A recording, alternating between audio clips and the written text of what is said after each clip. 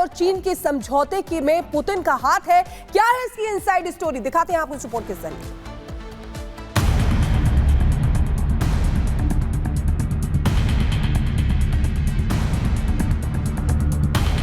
सीमा पर शांति और स्थिरता बनाए रखना हमारी प्राथमिकता रहनी चाहिए। बीते दिनों रूस की राजधानी कजान में ब्रिक्स देशों के बैठक के दौरान भारत और चीन के बीच अहम बैठक हुई है। रूस में वोल्गा और कजान का नदी के मुहाने पर बसा कजान शहर सत्ता का केंद्र बना।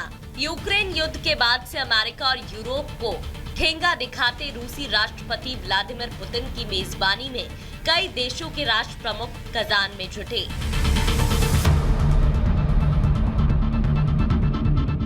लेकिन सबकी नजरें एशिया की दो बड़ी पावरफुल देश चीन और भारत पर टिकी थी।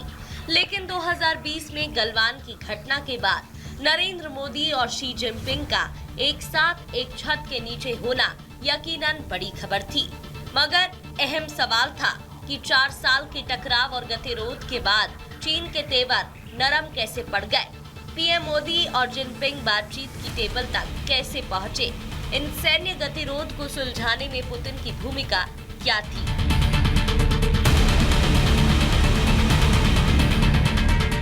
उन्नीस की जंग के बाद अतीत में बेमुश्किल ही ऐसा मौका आया जब भारत और चीन के सैनिक सीमा पर इस तरह लहूलुहान हुए।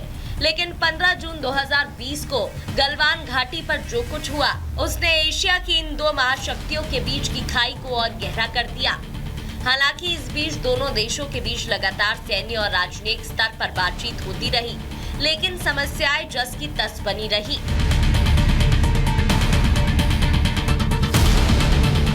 फिर आया साल 2022 जब रूस ने अमेरिका की धमकियों को दरकिनार कर यूक्रेन पर धावा बोल दिया। पूरी दुनिया बेशक दो खेमों में बटी नजर आई, लेकिन यूक्रेन का समर्थन करने वाले देशों की संख्या रूस की तुलना में कहीं ज्यादा रही। लेकिन पावर बैलेंसिंग के इस गेम में भारत और चीन संभवतः दो ऐसे देश रहे जिन्होंने ना तो खुलकर रूस का समर्थन किया और ना ही विरोध।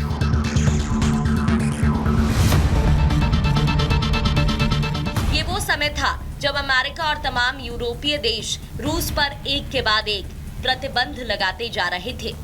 जानकारों का मानना है कि पुतिन समझ गए थे कि अमेरिका को टक्कर देने के लिए रूस के लिए भारत और चीन का सपोर्ट बहुत जरूरी है। लेकिन गलवान की घाटी के बाद से भारत और चीन के बीच के कोल्ड वॉर को खत्म करना चुनौती थी। चीन के विदेश मंत्री और पोलित ब्यूरो के सदस्य वांग यी को चीन में राष्ट्रपति शी जिनपिंग के बाद दूसरा सबसे ताकतवर नेता माना जाता है। इस साल जुलाई में कजाकिस्तान में शंघाई सहयोग संगठन की बैठक से अलग विदेश मंत्री जयशंकर ने चीन के विदेश मंत्री वांग यी से मुलाकात की। मुद्दा एलएसी सैन्य गतिरोध को सुलझाना था।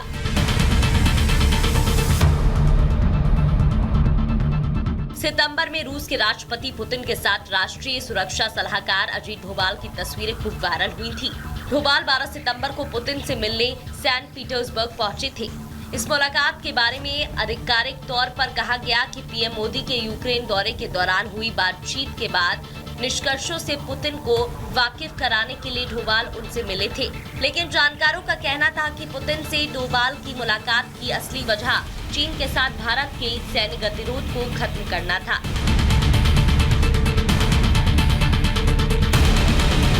लेकिन भारत और चीन के बीच हुए इस एग्रीमेंट में पुतिन की कितनी बड़ी भूमिका थी, इसका अंदाजा इसी से लगाया जा सकता है कि 12 सितंबर को जब एनएसी अजीत डोभाल ने पुतिन से मुलाकात की थी, उसके ठीक बाद चीन के विदेश मंत्री वांग यी भी पुतिन से मिले थे। बंद कमरे के अंदर दो देशों के प्रतिनिधियों से पुतिन की मुलाकात का एजेंडा बाहर नहीं आ पाया था। लेकिन अब एलएसी पर चीनी सैनिक के पीछे हटने के बाद सारी पिक्चर क्लियर हो रही है। Bureau report, Republic Bharat. विश्व के कई हिस्सों में बाढ़ ने तबाही मचाई है। बारिश हो रही है, बाढ़ जैसे हालात हैं और खासकर ताइवान और स्पेन में जो हालात हैं वो बद से बदतर होते जा रहे हैं। यहां तक कि अब तो सेना को बुलाना पड़ा है राहत के लिए। रिपोर्ट देखिए।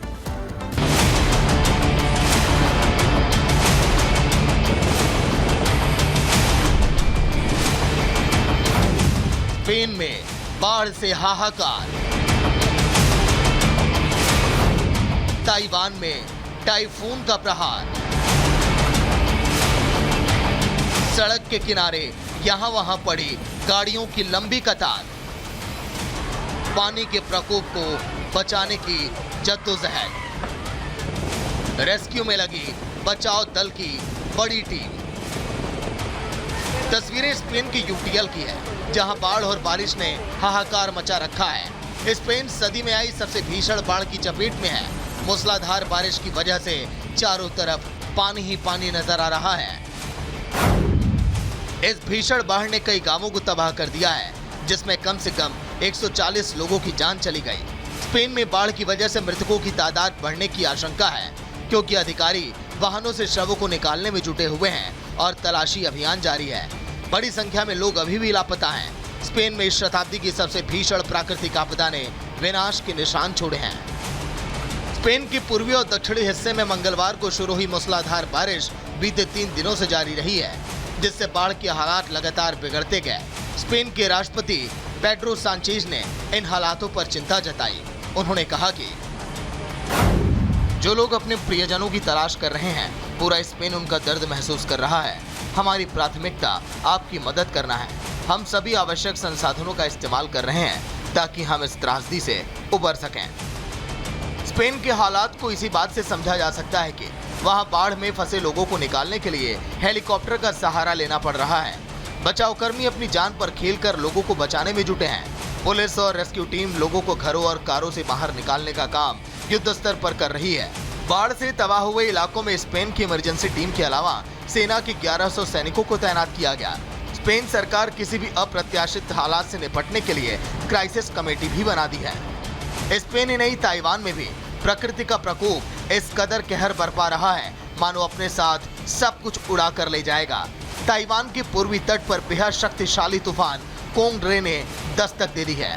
उत्तरी फिलीपींस में हाहाकार मचाने के बाद तूफान कोंगरे ताइवान में तबाही मचा रहा है।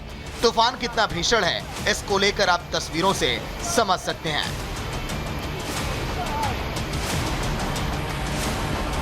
तूफान की जद में आने से एक व्यक्ति की मौत भी हो चुकी है। कई लोग लापता बताए जा रहे हैं। वहीं 73 लोग इस आपदा में घायल हैं। ताइवान में उड़ानें और ट्रेन सेवाएं निलंबित कर दी गई हैं और 8600 लोगों को आश्रय स्थलों पर ले जाया गया। तूफान की ताइतुंग प्रांत से गुजरने के दौरान 184 किलोमीटर प्रति घंटे की रफ्तार से हवा चली, जबकि एलान और हुआलियन काउंटी के कुछ हिस्सों में भारी बारिश के कारण इलाके जलमग्न हो गए। एक्सपर्ट की माने तो बीते कुछ सालों से ग्लोबल वार्मिंग के बढ़ते प्रभाव के कारण विश्व भर में प्राकृतिक आपदाओं की घटनाएं एकाएक बढ़ गई हैं। पारिस्थितिक तंत्र का संतुलन बेहद खराब हो गया है।